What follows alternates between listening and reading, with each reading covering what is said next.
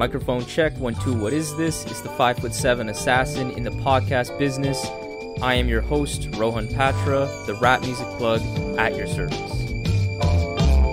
Here we are again at the end of a rainbow. As a 28-year-old hip-hop head, I'd like to still say that I'm somewhat young.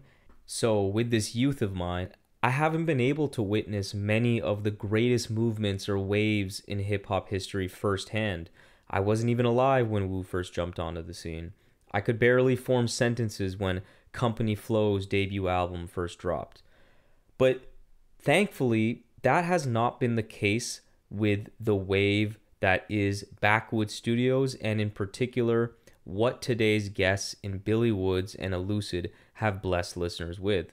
Because for over a decade now, I've been able to follow these two as they refine their craft and expand on their brand of phenomenally rich, creative, and thoughtful hip-hop music that scratches all of the itches I have in music. All of which is funneled into this style of rap that makes the term one of a kind feel somehow too generic of a descriptor to properly capture what these two really do. So I'm very happy today to have Armand Hammer on the show to discuss what makes their creative connection so special, the makings of one of the best albums I've ever heard, no hyperbole, in We Buy Diabetic test strips, and much, much more. The Rap Music Plug podcast presented by QLC TV is the remedy to the I don't have anything good to listen to problem. Through in-depth artist interviews, album reviews, and general rap commentary on the best that the underground rap scene has to offer, this is your one-stop shop to knowing what to add to your queue, play next, or pop into your record player. Welcome to the show. Woods Elucid, how you guys doing today? Yo. Just got off tour. How's that been treating you so far? Not bad. Had a great time out on the West Coast. I love the West Coast, Pacific Northwest, and LA. But it's good to be home. I'm ready to get back out there again soon. Nice. You guys have just been on a crazy run that is never really ceasing to stop these days, dating back to, I feel like, when Shrines drop, but especially from Haram onward, the amount of ears that have been tuned on to what you guys are doing, both as a group, but also as solo artists, has really grown tremendously. And I'd like to start there and just kind of ask, like, how much of this success that you've experienced in the last, let's say, like 3-4 years has felt, expected or according to plan versus being something that's just been completely unexpected and surprising to you? Maybe a mix of both, though you can't plan these things. You can't really plan these things. But in a crazy place in my head, I always felt like I'm going to make something that people are going to pay attention to one day. A lot of people are going to pay, that was, it's the crazy dream in my head. But, I think I was focused and we were focused on really just doing the work, man. Just making great music, just making really dope music, honest music.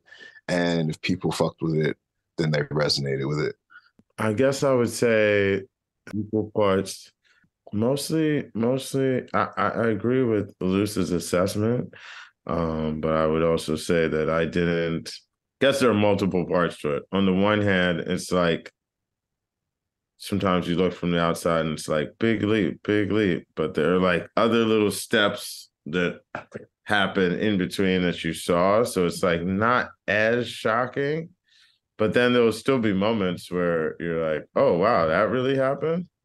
That's crazy, And then at the same time, sometimes you realize, you might be out doing things and you realize that even on the underground level, there's like so many levels that even level of success you've attained, you might be like, that's not touching what is happening over here. But that's okay. I'm very thankful for it. And I guess to answer your question, I feel like things are deserved, but I expected very little. Interesting. And like, do you feel that the kind of level or amount, I guess you could say, of recognition artistically or commercially is something that you're feeling content with, or are you just thinking like, man, this is just the start. I want more. Like I'm expecting more and I plan to get even bigger in the future.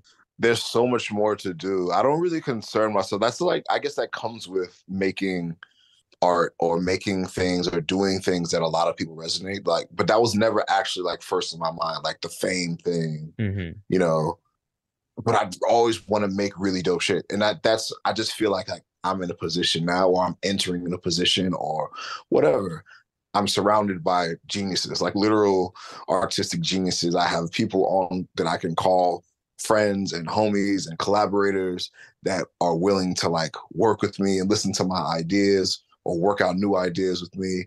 And I'm just in a place where it's just like I feel like I can make so much so much Mm-hmm. dope art, you know. And that's what I'm really excited. That's what excites me more than anything that's happening right now. I'm just like being put in a position that I, you know, things that can be made right now, you know, maybe they'll carry on way beyond I leave this earth for my kids, kids, you know.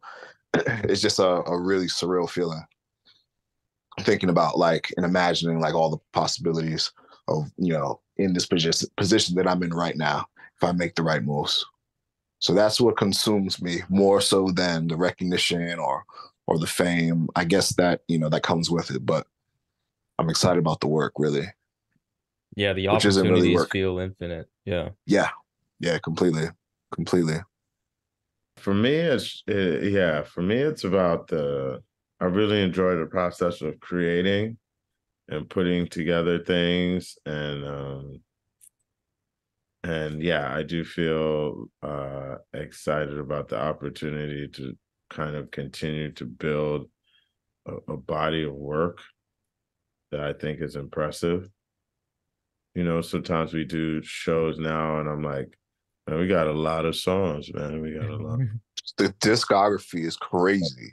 of crazy songs. There's things where you're like, man, I would, can we throw this one in? And you're like, well, we'll have to move this or that. And so that's one of the things that has come as a result of us working together for so long and doing dope stuff together and apart.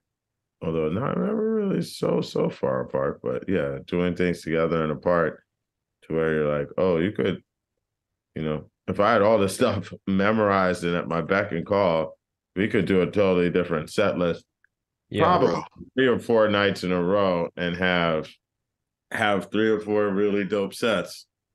For real. Oh man, 100%. Like the amount of songs that you guys don't play in your shows are like people's Hall of Fame shit. Like for Yeah, real.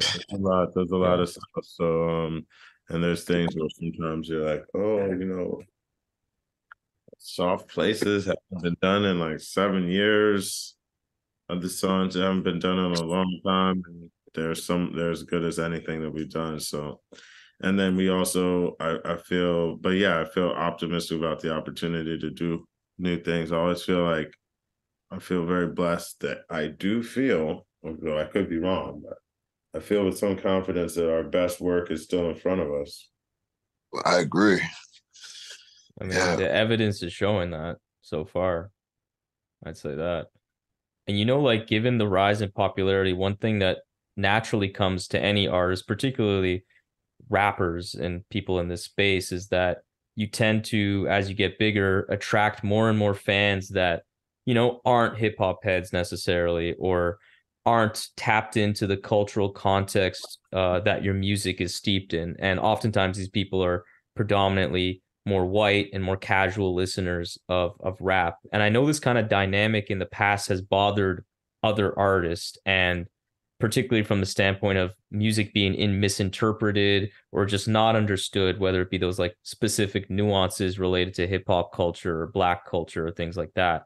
So I'm wondering like what your feelings are towards this kind of dynamic with, you know, your music now hitting the ears of more people that aren't really part of the culture per se. What do you feel about that? I guess for me, it hasn't had any. I don't even know if that statement is true, although it seems reasonable. And then secondly, it's had almost no effect on. I mean, I don't know where I would encounter it. The shows seem the same. Interesting. It's always sort of a mix of people. Sometimes the same city will have a different mix of people, different times that you come through. So, yeah, I don't know. You know, an individual, like sometimes there's an individual reviewer or something who I might have an opinion on their specific take, but overall, I'm not noticing anything really significant where all of a sudden, you know, it's like Swifties paying attention or something. I don't know. I don't know what I'd be. There hasn't really been anything that's at least hit my personal radar or caused me to think any. Yeah, I could kind of agree with that, but I do understand what you're saying.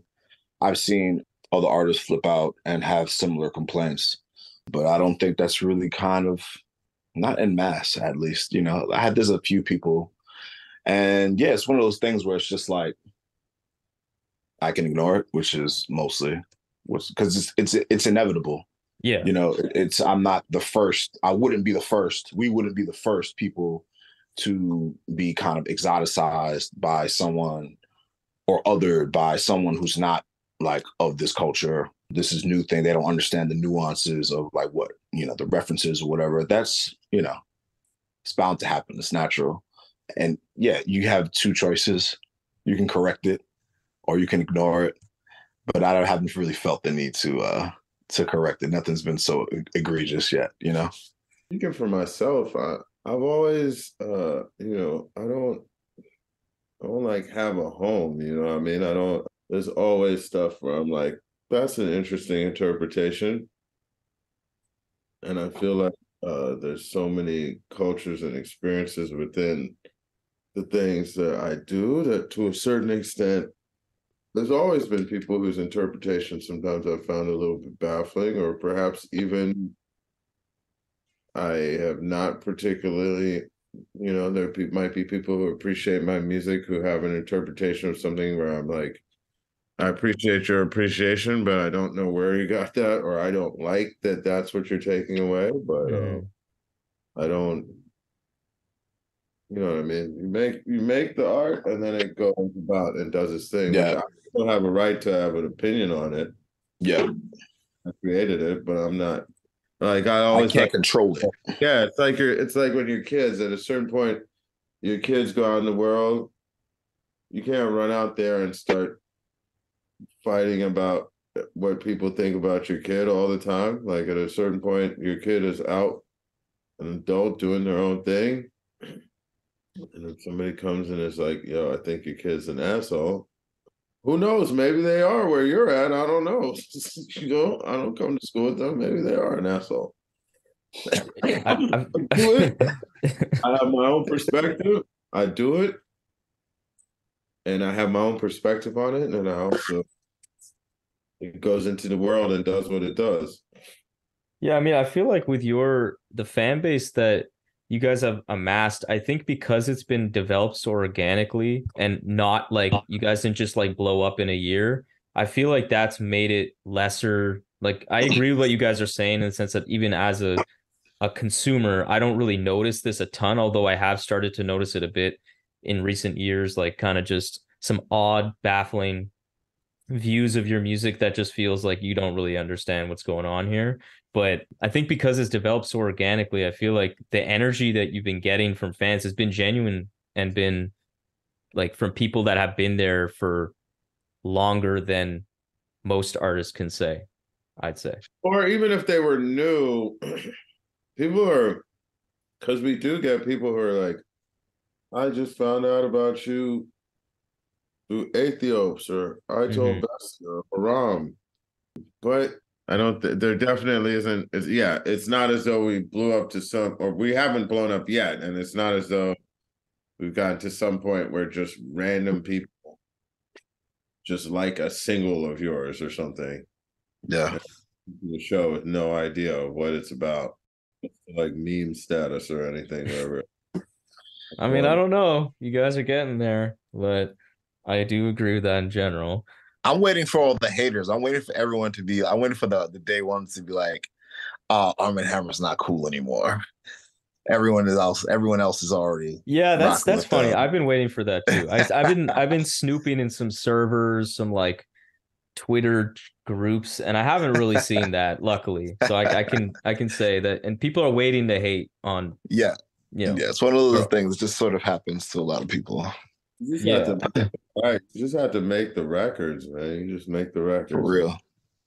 One day you probably will suck. What probably will suck? You will probably suck?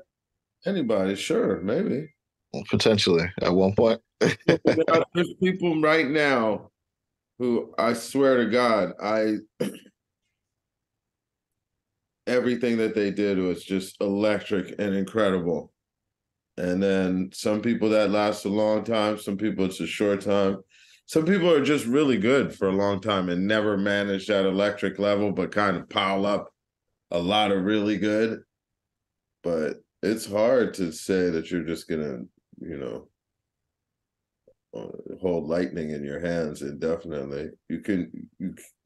A few people have and can do that, but it's definitely not easy. Yeah.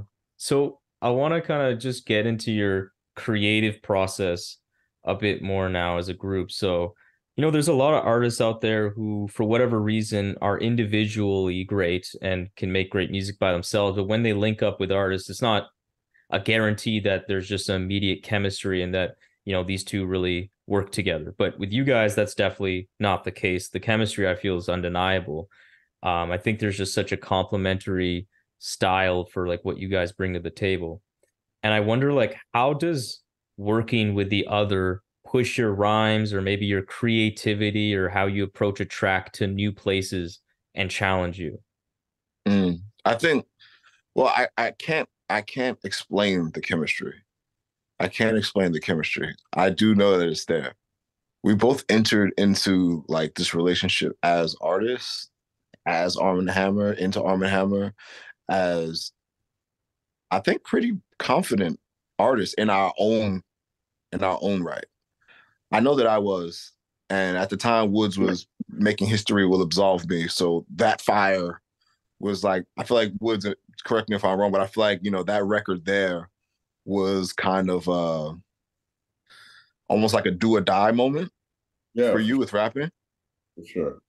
Yeah. So, with that, when I met Woods, he was making that record. So I immediately knew like this person was kind of on fire right now.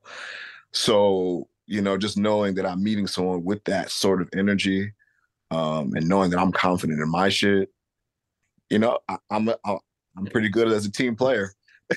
Woods apparently is too, with our chemistry, it worked out. So it's just like just hearing the output, just hearing what he has to say inspires me to like compliment it, attempt to top it, be in competition, just want to shoot the lights out with somebody. Like all that shit is really, essential to me and like making the best sort of Armand Hammer music. I feel like, as I've said a lot of times before, this collaboration has aided me in both an overall career perspective and as a solo artist, because it's nice to be able to, I can go do solo projects sometimes with differing levels of input from Elucid, and then there's always this other well to dip into, so you don't have to worry about that well running dry. Like the challenge, there's a lot of artists who I'm like, wow, the challenge of constantly sitting down just by yourself and being like, time to make a new album and somehow make it stand out from the last album. I'm lucky that I can sometimes be like, well, I'm just going to go make this album, and by virtue of its just the mechanics of how to work, it'll stand out from whatever I'm doing. Yeah, I think something elusive that you said as you first started speaking here was about the history of will absolve me moment, and I'm reminded of something. I think it was from the Sonic Clock podcast. They did like a really cool like deep dive into the latest album, and one thing that I forget who, so apologies. Someone on the show was saying about you, Elucid, the way you were rapping on this latest album was that you were rapping with such a level of urgency and you could feel it in your voice. And why I bring that up is because I feel like something you two both share, but definitely express like differently, like aesthetically much differently, is that urgency and that passion. And I feel like that must be such a catalyst to making such great music because you're just beside someone who's bearing it all, whether it be being super honest about something or being super bold with some kind of thought that they're putting forward and how they're being so creative on a record. I just imagine that would be such a inspiring kind of energy to be around. Yeah, I'm definitely attracted to a particular type of intensity in a vocal, whether it be rapping or singing or the intensity is what the passion, that's what grabs me first. The spirit of it all grabs me first before I understand what you're saying. The spirit gets me first, and then I can just take time and digest whatever it is that you're telling me. But yeah, it's were they saying that about me, the They were saying urgency that about in my you. delivery on the new record test Yeah, strips? yeah, Oh, yeah. tight. Oh, okay. That because it's interesting to hear that that was not sort of the intention. And I think in the Armand Hammer dynamic, sometimes I let that sort of upfront scream. I'm never really screaming anymore, but that type of intensity, that urgency, sometimes I let that stand out and be clear, and then sometimes I let that fall back because Woods also does that. So sometimes Yeah. it's as a group, I think about complimenting what he does. So if he's gonna shout, then I might not shout. I might just fall back and play the low key because it might be annoying for two of us to be shouting for 5 minutes straight on the record. You know what I mean? I think about the song craft and how to just make it just a great song with the pieces that we have. That's definitely been a conscious effort of mine moving forward with the Arm and Hammer projects. Yeah, and actually, I think now that I'm thinking about it, what they said about this latest album was that exactly to your point. That's how you kind of have in the past been a little louder in your delivery, and the Yeah. urgency felt different on this album. Was actually you could like feel it in bubbling under the surface, but you were especially on songs like like the track with Moor Mother and Sifu. I think that one especially like you're very meditative a lot of times on this album, and not Hmm. doing that as much. The production choices definitely sort of push me in that direction, but it's also something that I've been exploring just in my own music, just sort of doing something a little different, just stretching my voice in different ways other than shouting, because that actually is the easiest. That's how I started rapping. My earliest recordings, I am screaming. It's a lot of words and I'm screaming almost unintelligibly. So yeah, that's the easy part. It's harder for me to lay back and control and to lay in a pocket and to actually just be complimentary to the music versus shouting over it. So it's just different tools that I'm pulling out at different points in time. But understand I never lost it. I never lost it. Yeah, I feel like that you kind of were speaking on it. I just think Lucid, you got that larger than life presence vocally, and you're just so adventurous with how you rap. And the way you write too is just very, impressionistic, especially I feel recently since like Bessie onward, especially. And then that Hmm. contrasts so nicely with what you do, Woods, which is just you're much more grounded and matter of fact sometimes in the way you rap, but there's still that connection thematically and whatever the direction of the song is, and it just makes this really cool 1-2 punch where you're almost like recontextualizing the same kind of ideas but in different ways. It just Hmm. makes it like infinitely listenable, in my opinion. I love that. Thank you. Thank you, Jay.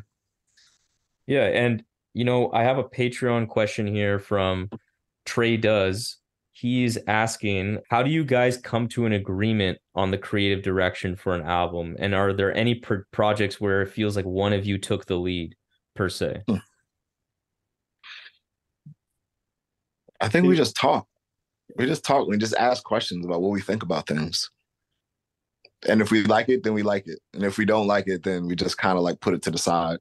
And sometimes those ideas get picked up later to be used for a group thing, or sometimes, it might get restructured, or sometimes it might go to a solo thing. But it's definitely clear and open communication about the projects here. I think that's where we're gonna start at. Yeah. Yeah, that seems accurate. Yeah, and like I feel with we can get now to this new album here. We buy Diabetic test strips. I feel like the thing I took a lot of things from this album, but one just being that it's a very emotionally affecting album. It's very ethereal, meditative, but also really hella dynamic. So it's giving you a lot in just like the 53 minutes of the runtime. And starting with that title, as a Canadian person here, the album title "We Buy Diabetic Test Strips," maybe for your American fan base, it like induced a reaction. But for me personally, when I first saw that, I was just like, I don't know what that means. What is this, a euphemism? Like, I don't understand. But I think for the majority of people, that would be yeah, the case. It's like a very it was a little probably hyper localized, just because you got to also think there's only so many places in America where it's worth your time to put up as much sort of street advertisement as New York City. Guerrilla street advertisement, just as a person sitting in your house thinking up your crazy schemes, or a group of people in some semi-illegal enterprise. Like I feel like here is where there's enough foot traffic. The same reason the graffiti culture had its peak here, you know what I mean? There's people to see it. And if you see album artwork, it kind of extends to a bunch of different stuff like that, that you just encounter in your daily moving about the cityscape. It's funny, Chaz, because I saw that dude with the like ride the subway for free thing. Yeah. There's a new bunch of them up on Atlantic, which is also so weird because he puts them on Atlantic. There are no subways there. Yes, it's like where people see them in a car. Or I mean, I'm walking and I see them, so maybe he knows something I don't. Yeah. Shout out DJ Juice.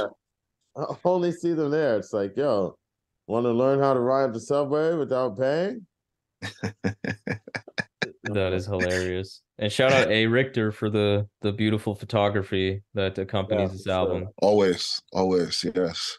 So that was the starting point was something that we had talked about and encountered in our like day to day, where I just called him before we were ever like, let's make this an album, and been like, do you know what the what is it? That'd be interesting stuff. And so I'm like, well, what? I kept seeing "We Buy Diabetic Test Strips" on these signs and things where I was like, all right, let me investigate it, and then find out what it was about. It was just really interesting, and it just kind of stuck in my mind, and I talked to him about it. So when we started doing the album, I was like, what do you think of this as an idea? Like, yeah, that works. Yeah, I feel that as the backdrop was a really fitting title because, it just naturally evokes concepts of like survival and how people, need to navigate regular life to make ends meet. And, it has ties to, political system in the US, particularly with the commodification of healthcare. I think it was a really fitting title for, what the topics and the subject matter of the album. And the absurdity. That's what struck me first. Yeah. The absurdity is what struck me first, because I step outside and you see something and my mind just fills with questions and wonder. You know what I mean? Mm-hmm. And just like it's repeated. I'm walking or I'm driving and I constantly see it. And I was like, what the fuck is that? And then, all those other things that you said, you just peel back the onion and see all the different layers and all these things that, it can represent. And when you start to think of it that way, it is the perfect Armand Hammer album title, because that's our albums always. That's our songs, It's always a few different layers to a song's concept. Yeah, and on that topic, like what would you say for this album specifically was like the connective tissue that binded these songs together, like thematically speaking? I guess I would say on this record, I would say one of the interesting things was I don't think that there was an overarching thematic idea, which although there's always a lot of room, other times I think might have come down onto one or two or three things a little bit tighter. Here, it was as though there were a couple different things that were all running along parallel tracks, and also sometimes branching out in different ways, like veins in a leaf, you know. And I think what tied it together was less of an overarching idea than a sentiment, perhaps. And I think sometimes also, to be honest, I think that that's sometimes where in an album sequencing comes in a lot. There's a journey in there, and you go on that journey, and that is its own, instead of it all having to add up to one thing. It's like any trip that you take where you could take an Amtrak ride somewhere, and in the course of that ride, have all sorts of different, think about the future, think about the past, think about some people who almost got in a fight in front of you, cute girl sat next to you, miss your family, like all of these things can happen. So it's like having that journey that is the album be well crafted and paced and sequenced is important. I think there are lots of different themes within the album, but I don't think that there's an overarching theme, from my personal perspective. I mean, I agree. I don't think that there are overarching themes existing on this record. I did like one idea about the idea of communication and networks. I did think about that. That kind of plays out in the interludes. Mm-hmm. Oh, there's definitely things. No, don't get me wrong. Yeah. Nothing, but I think that's one thing that's like an obvious one that kind of plays out that people, if you say it and then you hear it, it's like right there for people.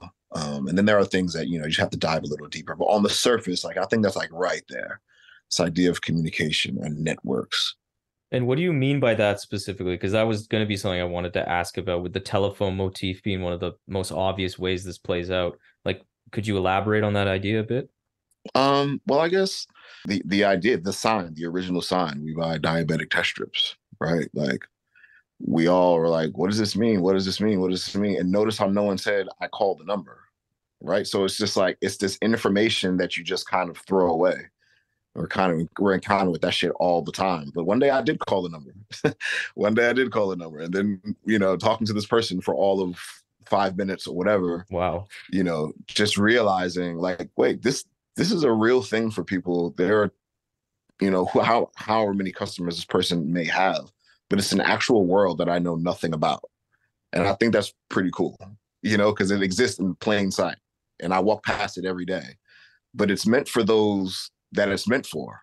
Also, a tie into what Armand Hammer does, right? Like we've never attempted to be anything that we're not. And people that fuck with it. And I love that. So this idea of the network, even a secret or hidden network is this underground sort of economy is like just endlessly interesting to me, I think. Yeah, that's really, I love the way you said that. That does tie in really nicely with what you guys do.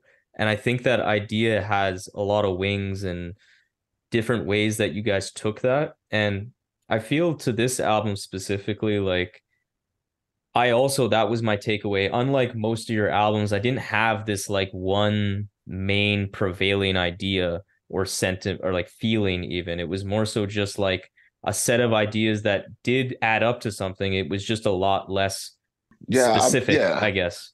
Like you could just neatly tie it up. Yeah, the album is sprawling both sonically and thematically, and like that is cool. And like I said, I agree. There are ideas of communication. There's questions of the self, and there's a wealth of internal dialogue for sure that's on this album, and the question of who who am I really? A face behind the mask, behind the face. Yes. Presents to the world or even to yourself. Yeah. So there's a lot of different themes, and I guess to me, if anything, I kind of would look at this album like a short story collection.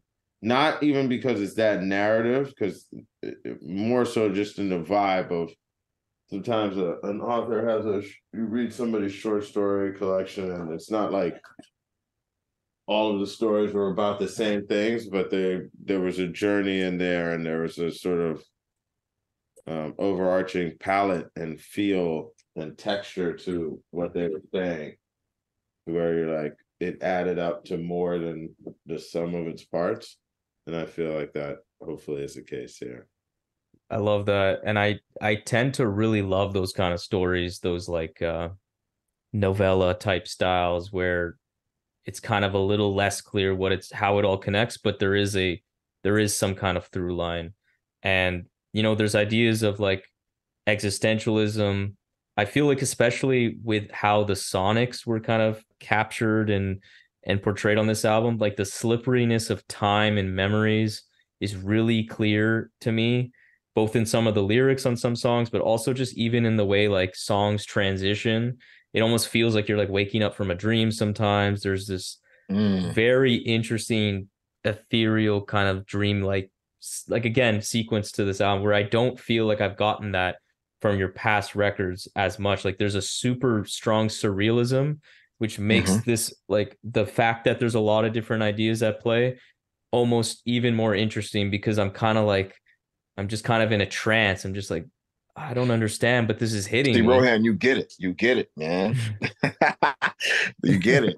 Yeah, I feel like, you're pretty spot on with that, because that's what you're saying is definitely some of my intentions when I'm sitting back to tool up the album, or add work on some of these interludes, or choosing production, or how I'm gonna flip the vocals. Like it all leads back to what you're saying, things that I've been experimenting with in production, and finally got a chance to like really flesh out and layer here with these other fine folks here, and Woods, doing the sequencing. It really, we had a chance to really like luxuriate and indulge in these ideas. And I think we did something special there with that. I love that so much. And let's get into that production, because that's one of the most remarkable things about this record is not only just how great the beats are, but how seamless this live instrumentation from the We Buy Diabetic test strips players were blended into these beats. So for those that are not familiar with the context, you had, from what I understand, hours of jam session material that was led by you, Elucid, with talented instrumentalists such as Shabaka Hutchings of Sons of Kemet, Max, aka Child Actor, and just many, many more. And you sent those recordings to the various producers on this album for them to, incorporate in their beats. And I feel like what's really cool about the way that these beats sound is that they feel really alive. They incorporate instrumental elements in a way that it still feels like a traditional sample-based beat, which is something that you're a peek behind the curtain here. Through the grapevine, like months ago, I heard that this album had like live instrumentation. And I was like, okay, I trust you guys, but I was like, I don't know. I was thinking like the Roots. I was thinking like that live instrumentation. I'm just like, I don't know if that's like, okay, let's see. But the way it sounds here is fucking incredible. And I just want to understand like what inspired this instrumental jam session idea to start, and the approach overall to build the musical backbone for this album in this way. Woods, I think you should have that with you, because it kind of started with a conversation between him and DJ Preservation, if I'm not mistaken. It was funny because initially Preservation had mentioned it to me. This is way back after Aethiopes is done. I must be working on Church. He was like, what are you guys doing? I had mentioned it. We were doing something. And he was like, you know what I think you guys should do? Some point is like get with some live music. And I was like, oh, that's real interesting. The stuff he was saying. It wasn't stuff that was like unbelievable. But it was interesting. And it all kind of coincided with me and Shabaka and Elucid all working together more. Mm-hmm. So I was like, that's interesting. And we had done a few songs for this, and I kind of thought, you know what, we're gonna do this one album, and then we're gonna do a whole album with live production where we give some sort of interplay between sample-based producers and live production. Hadn't really figured it out, but I discussed it with Chaz. And then the second person to bring it up after we kind of were like, you know what? Then what happened was we were like, what are we doing next? After we had a couple songs, because I initially thought, man, we'll make them 2 different albums. And then I thought, you know what? We should just do that now. Yeah, because we had the JPEG songs recorded. We had a bunch of JPEG songs recorded. Not all of them, but a bunch. Yeah, we had several. Yeah. And we were like, what should we do now? And then it was like, all right, what if we do this? Though that might be interesting. And so then we headed down that road, especially, and that's something that was definitely just also greatly influenced by the fact that we know Shabaka. Yeah. So you're like, oh, one of the best, musicians alive in the world is happy to like come and do some shit for you. You have to take advantage of that. And that's really how it happened. And then it just kind of built out from there.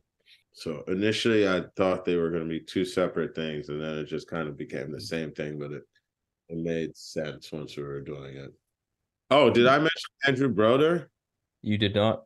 Okay, then the funny thing is, once we're doing it, right, Andrew Broder approached us literally like we had just kind of approached Shabaka and laid down everything, and Broder was like, I don't know if you know who he is, but a great producer, lives in Minnesota. And he was like, I have this particular band that he works with. He had this whole concept, and it was a dope idea. And we were like, yo, that is a really good idea, but we're kind of already doing something similar to that. And he was like, okay, cool. Just keep me in your mind if you decide you want to do it at some other time. So that was the funny thing about it, because it was like those two, like Preservation saying something, Broder saying something, were probably only like 4 or 5 months apart. Wow. And, I feel like this album is really the first rap album I've heard in quite a while where I felt genuinely perplexed and confused with how it sounded. I love that.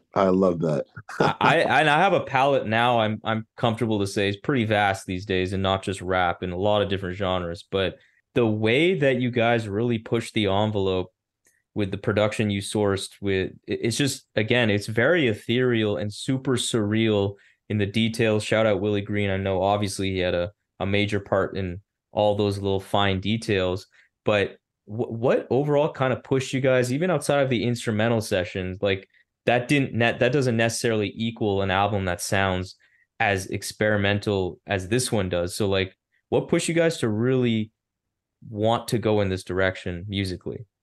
You had certain things that it's like you start in a direction, and then you keep going down and exploring where it's going.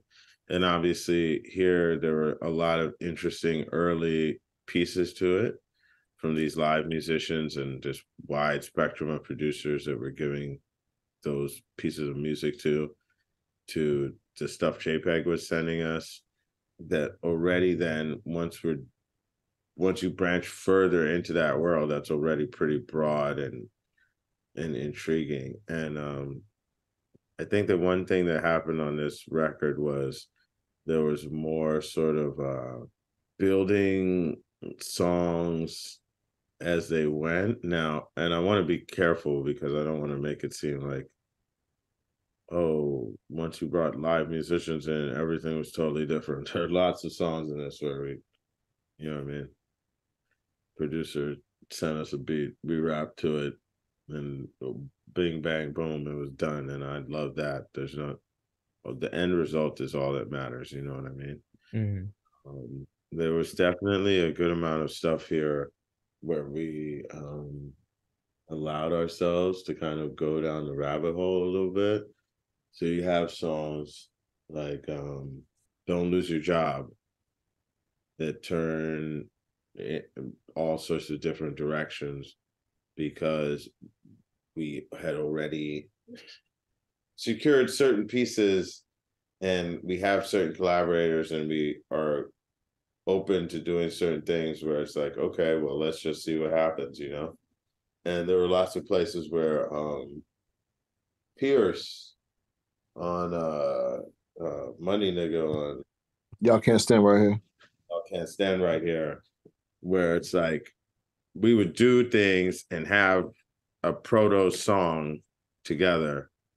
And then you say, all right, well, what else? Somebody wants, okay, can we get the producers to create extensions of the beat, bridges, transitions, where we can accommodate some of these other ideas and just build off of things? The songs involved a lot more, not all of them, but there were definitely building of songs here where I was like, all right, hey, create some sort of a shift here because we got Pierce, he's ready to go. They want to do something on it. Like, do what you need to do.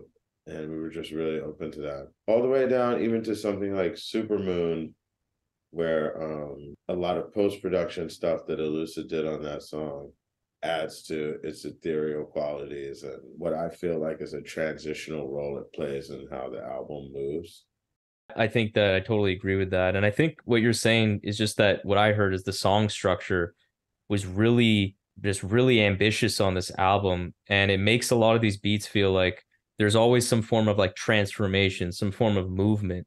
There's rarely beats feel stagnant. There's just like a lively juice to it all. And I think you guys also give a lot more space to the instrumentals on these records than I can remember, which is different for you guys. And you know, like, yeah, overall, I just think there's a boldness to this album that I love so much. I'm reminded of some things Curly Castro said when he joined our RMPP Patreon listening party, which we did for this record. It was phenomenal. If you guys are interested, you guys got to check that out.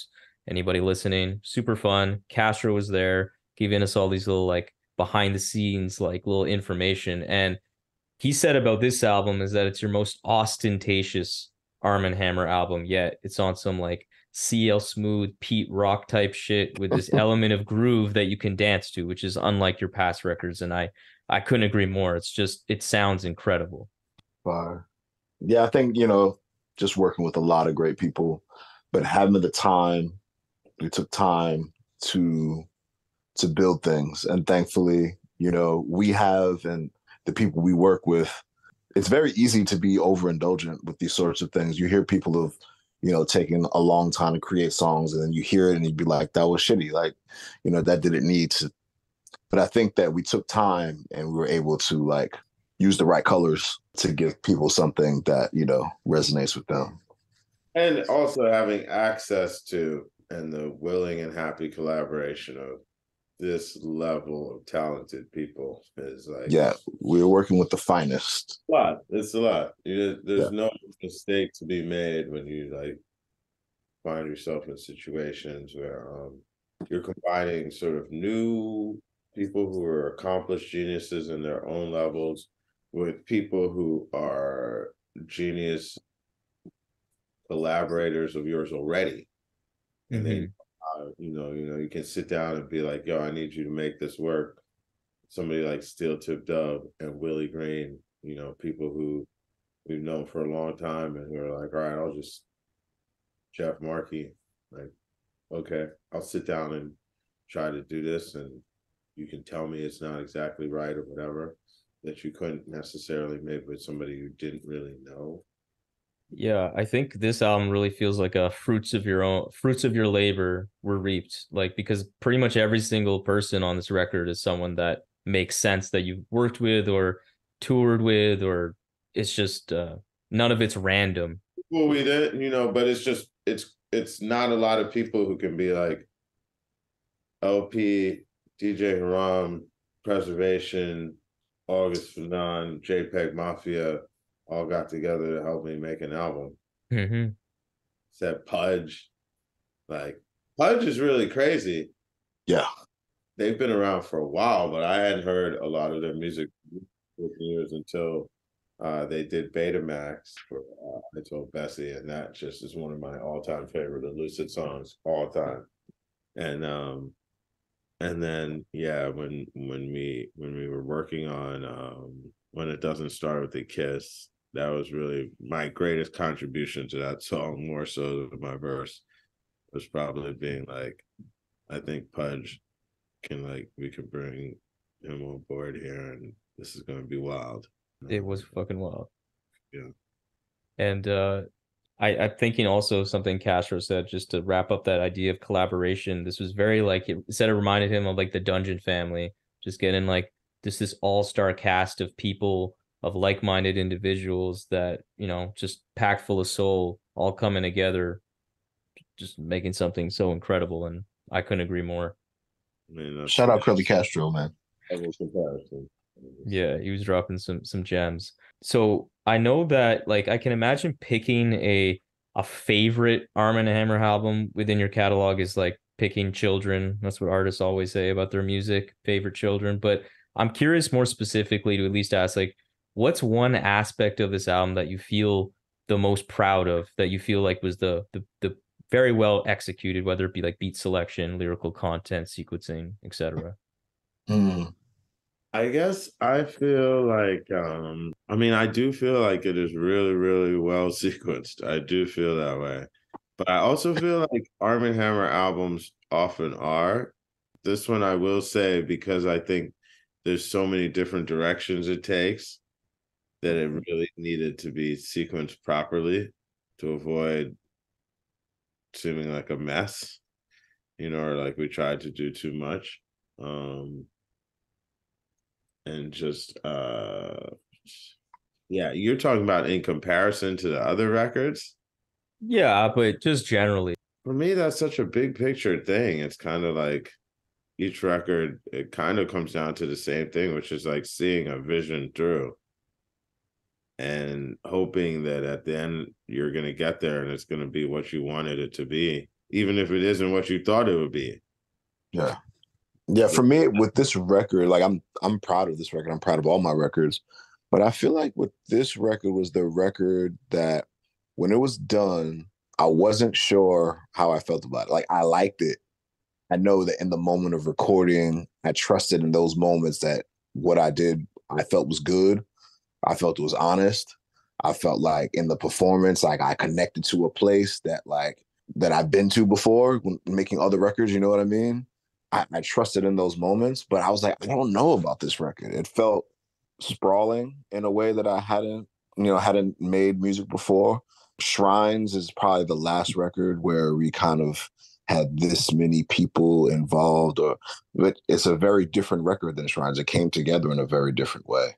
I also feel like in the making of this record, I felt like I wanted more time to like really kind of tool away and do more things, which probably wasn't maybe the best idea in hindsight. You know, it's looking pretty good right now, but so maybe that wouldn't have been the right move. But yeah, I feel like I'm proud of this record, but it's definitely one of those records that when it was done, I wasn't sure where it would stack up against other Armand Hammer records. And I just knew that I liked what I did, but I was like, how are people really going to receive this? I wasn't sure. And that may have been also, you know, attributed to, you know, it's on a different label, knowing that it will get more reach than, you know, a lot of Armand Hammer records. But there was definitely that trepidation at the end of this record and a little bit of like, what's going on here? I'm kind of anxious that I don't really feel about other records that I've made. Yes, I would agree with that.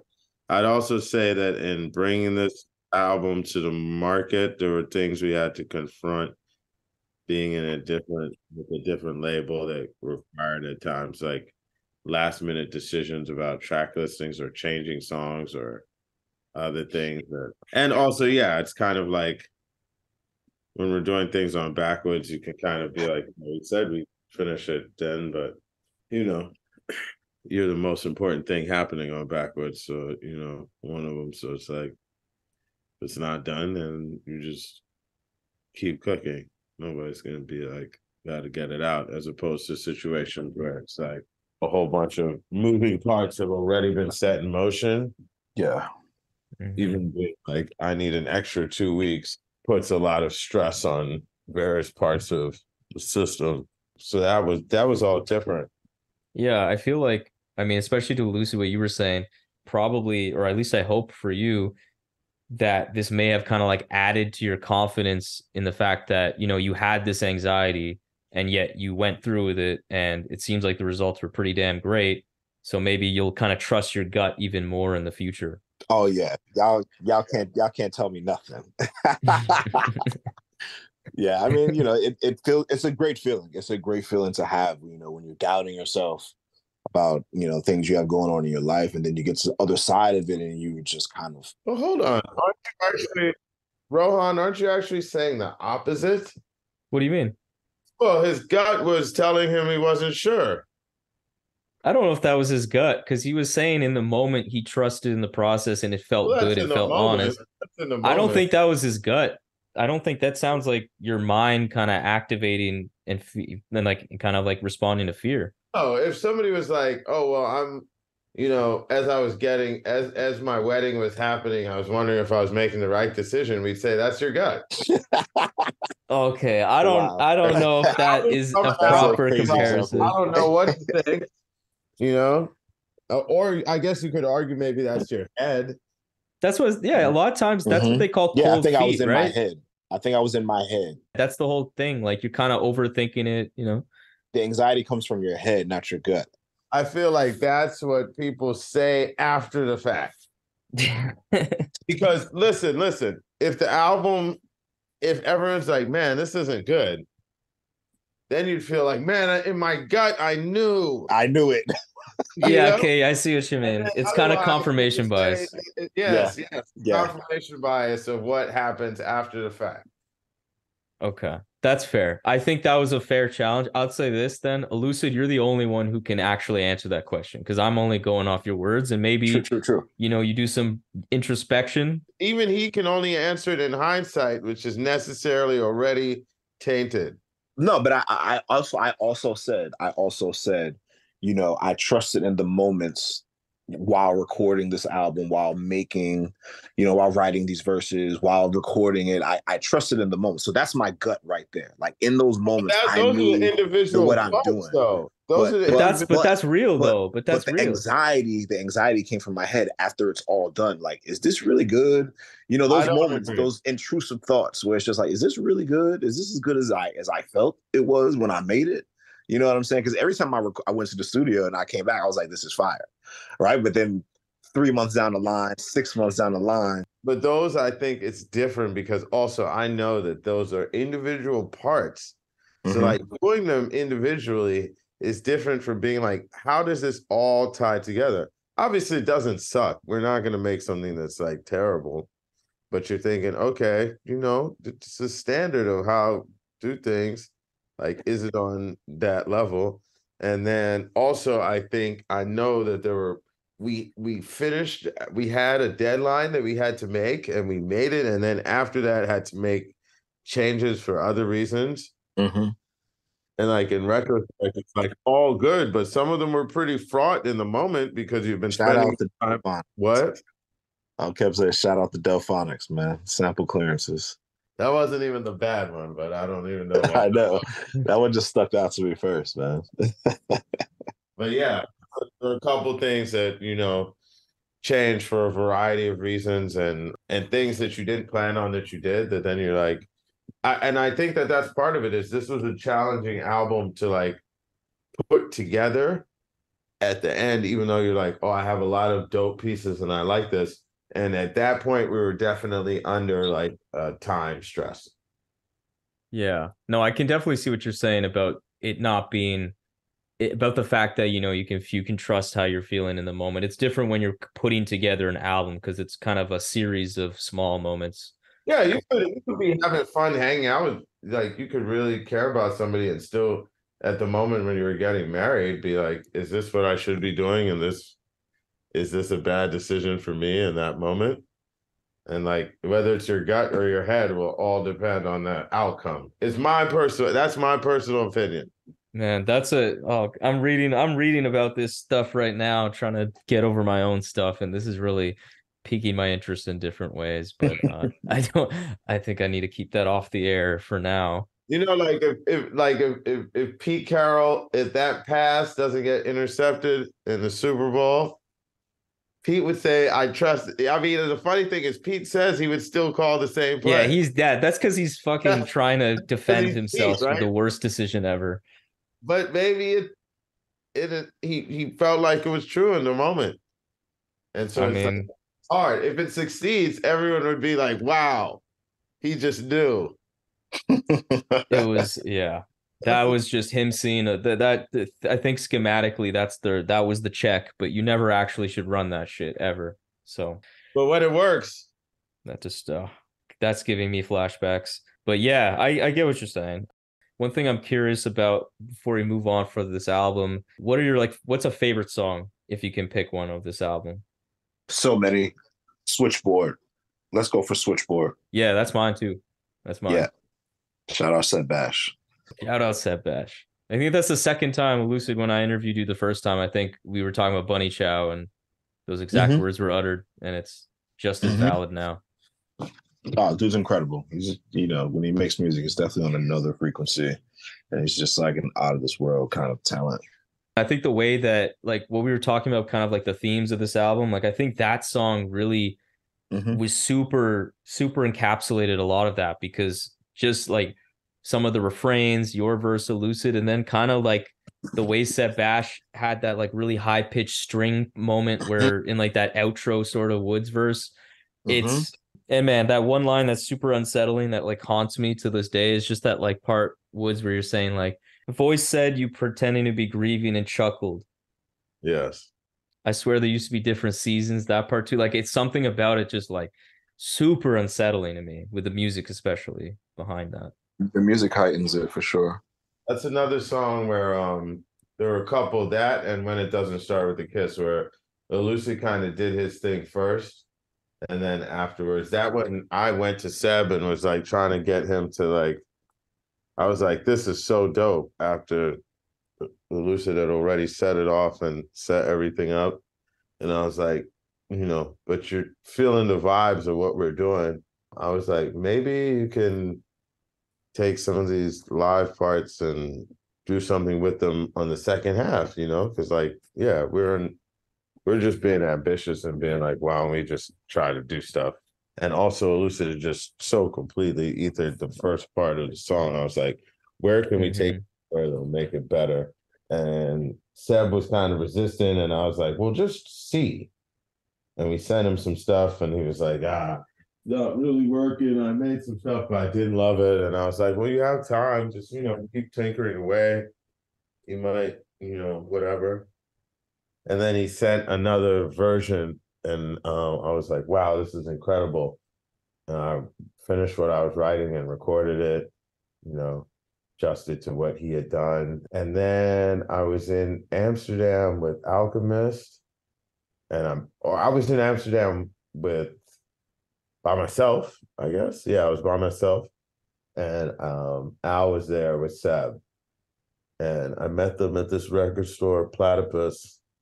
And we were just hanging out, smoking weed and looking at records. And I was like, Al was like, yo, he played me the song. It's crazy. Al is recently known who Seb Bash is. Al was like, this guy is the best producer. It's like, he's better than me. He's the best. And so then I was like, well, we'll give him, what's going on? And so then he came through, and that's how he ended up on the Lucid's album. And anyway, so I was like, yo, I heard the song, it's crazy, and da-da-da. And I was like, yeah, Seb, you really flipped it. And then I brought up something about him. I was like, I don't even know what you did with those parts. And he was like, oh, I didn't use that stuff. He like went and found other shit to sample and just like built the other stuff. He didn't ever use a live instrumentation that I kind of been pushing him to use, but he had found ways to I'm not a producer. He's a genius. I don't need to be sitting here trying to explain. The main point is beat is phenomenal. And so like every time I saw Al for like whatever long amount of time, every time I saw him, he'd bring the song. I just saw him and he brought the song up again. Yeah, so that is up there. And I would say When It Doesn't Start With a Kiss, but also Siri. Siri is one of my favorites. There's a lot. There's a lot though. I really feel really strongly about The Key Is Under the Mat. I think that song is incredible. And Block Call is was the latest edition, maybe. Another song had to be taken out for a variety of reasons, and then that one got put in there, and it was recorded late, and I really fuck with it. And yeah, that block call was amazing to hear live. Whenever you were in Toronto recently, that shit was crazy. Yeah, I think like I noticed also something on this album a lot of times. You guys are really manipulating your voice a lot. Was that like your decision or your direction, or was that kind of like a producer / Willie Green move to like really manipulate your voices a lot on this album? Yeah, I mean, I do post-production on everything that you hear me on. So if you hear it, yeah, I made the decision. It was clearly intentional, and sometimes, I can bring it to Willie Green and we can enhance it. But yeah, that's always in, the forefront of my mind after things are recorded. Are you referring specifically to Siri? Series Switchboard Absolutely. was like Supermoon, like a lot, because it happens a lot for both of you guys. Absolutely. I mean, I'm just into vocal production. I'm into textures, as a complement to, songcraft. I'm just super into that side of post production. I can geek out on on gear all day long, thinking about how to like transform sound into something else. And again, that goes back to me just like having time to like luxuriate in the sound of this record and just trying to paint with new colors. It was definitely intentional there. Okay, so before we wrap up, I kind of just want to have like ask you one more just kind of like larger, more overarching question. With the release of this album, which I think has gotten some of the maybe the most rave reviews any of your Armand Hammer records are, I feel like it's definitely up there, if not the most.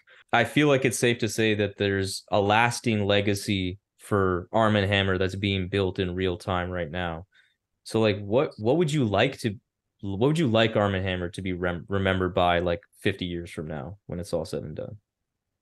I mean, for me, it's always just great work, It's always just great work. And showing an ability to always keep getting after it, hunger.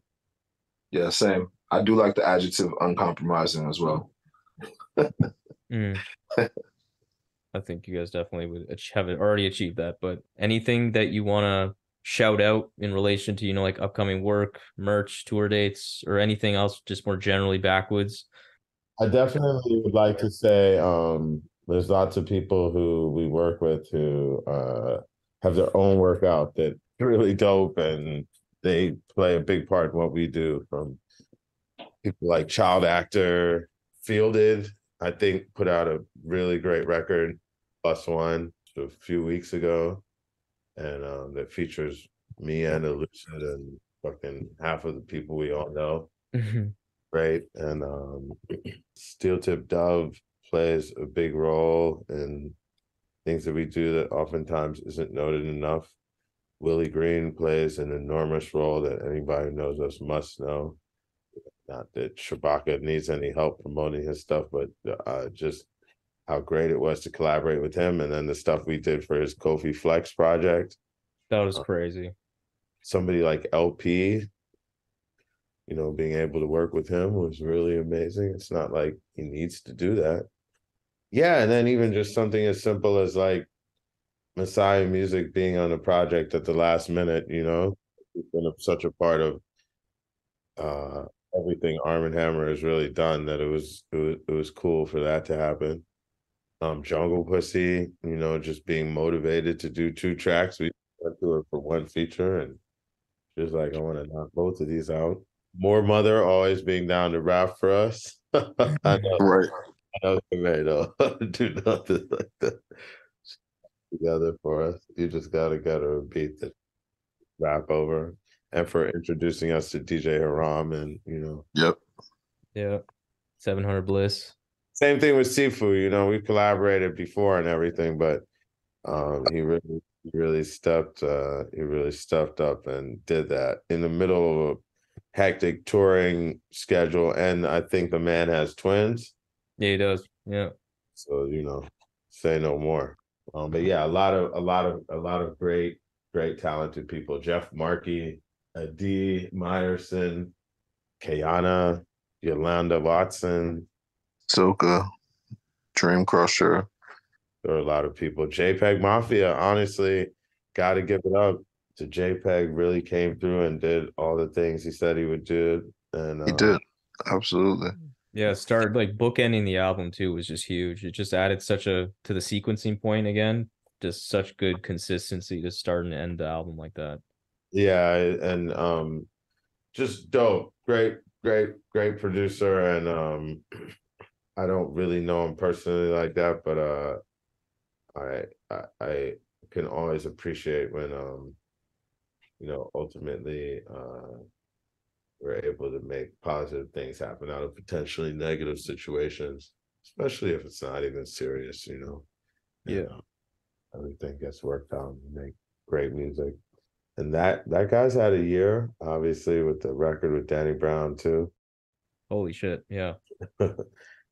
Lucid, remember the thing about the legs that he Yo, I was just thinking about that. I was just thinking about those pants. What is this? I'm gonna Google those right now. Shout out JPEGMAFIA's pants, man. That guy has a serious wardrobe. I don't know if those can be called pants. Are they pants that like look like you're looking at his legs or something? I don't even understand what I you're don't trying think to say. they're pants. I feel like they're like prosthetics. Do you think it's a mold? No, I think they were pants, but like it was like a 3D print of like a prosthetic white man's legs. So, I don't think they were pants. I feel like you'd have to describe them as prosthetics, but I might be wrong. it's definitely like a prosthetic vibe. That seems to be the vibe in rap fashion. I've been noticing. I've been watching y'all. There's a lot of prosthetic things going on here. You're saying prosthetic? I don't even. Prosthetics, yeah. Like, Is that that's a trend these days? I feel like we're entering. This is my trend forecast. I feel like we're entering an era where you might see it a little bit more. I think we might see it a little bit more. Tizo touchdown comes to mind. JPEGMAFIA's pants come to mind. We're in the BBL craze. I feel like we're just gonna. I feel like this. Yeah, I feel like we're just gonna keep seeing it. Keep in sorts of like body modification fashions. I feel like we're kind of gonna see it a couple more times, maybe. We'll see. But yeah, they were pretty cool, especially on a black guy with white man prosthetic leg pads. It's fucking hilarious. It says a lot about his personality, which I love. They were definitely pants though. I think it was just a print. It's a really good print of that. I'm gonna find them. I'm gonna find these pants, man. Oh my god, please do. Yeah, is there anybody else anything you want to shout out, Lucid? Nah, shout out to everybody that was there on that record there. Woods nailed everybody. I'm honored to work with some of the best. Shout out to you, Rohan, for like the continued like support and interest in like what we do. I like your interviews. I like the questions you ask. I like the energy you give off. So shout out to you for taking the time with us, man.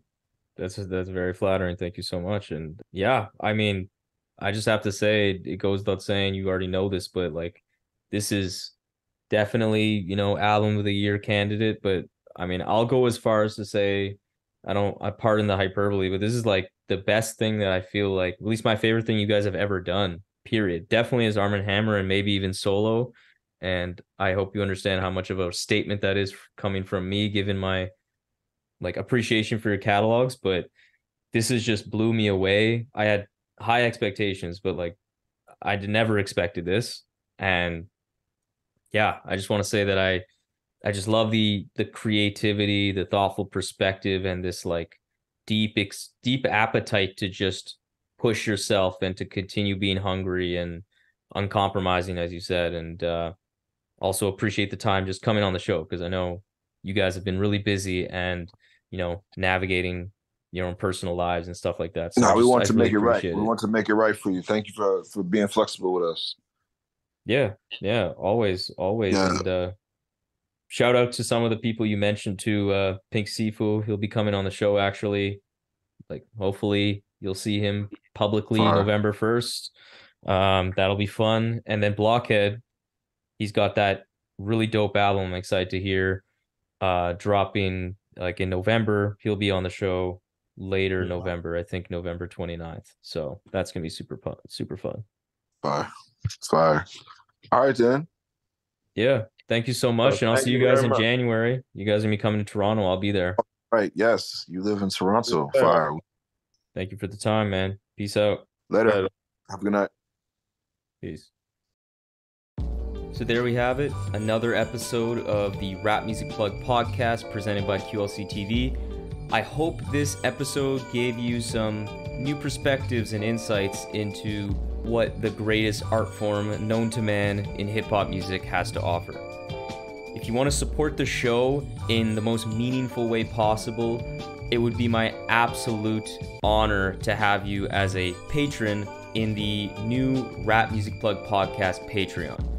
Through this Patreon, you will be getting exclusive content such as bonus episodes, exclusive album recommendations, exclusive playlists, early access to episodes, and more. And above all, though, you will be able to support the show directly in a way that will not only justify the crazy amount of time I spend on this show already, but allow me to cover some of the expenses related to supporting all of these great artists that we cover on the show through the website, and will allow us to sustain and build on this amazing growth that the RMPP has experienced recently. So if you have any questions about any of the Patreon stuff, or just want to keep tabs on the show, interact with me on rap music and all the great stuff that we can talk about, follow me on Twitter and Instagram at rapmusicplugpod, or shoot me an email at qlctv.podcast@gmail.com. You can also rate and review the show on Apple Podcasts and subscribe on YouTube and Spotify as well. But that's enough self-promotion for this episode. I hope you enjoyed it. Peace.